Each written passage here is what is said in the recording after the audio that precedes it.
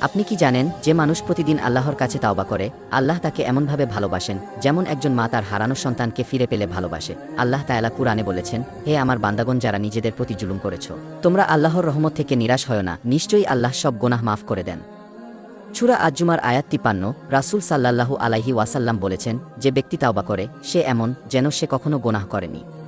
ইবনে মাজাহ হাদিস ৪২৫০। আরেক হাদিসে এসেছে, আল্লাহ প্রতিদিন রাতে তার রহমতের হাত প্রসারিত করেন দিনের গুনাহগারদের তাওবা গ্রহণ করার জন্য, আর দিনে প্রসারিত করেন রাতের গুনাহগারদের জন্য।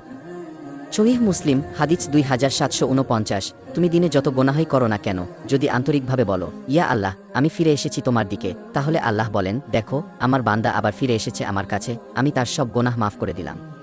তাওবা মানে শুধু ক্ষমা চাওয়া নয়, এটা হলো ফিরে আসা সেই রবের দিকে যিনি কখনো তার বান্দাকে হতাশ করেন না। আজই ফিরে আসুন দিনের পথে, আগামীকাল হয়তো নাও আসতে পারে জীবনে। দেখা হবে নতুন ভিডিওতে। আল্লাহ হাফেজ।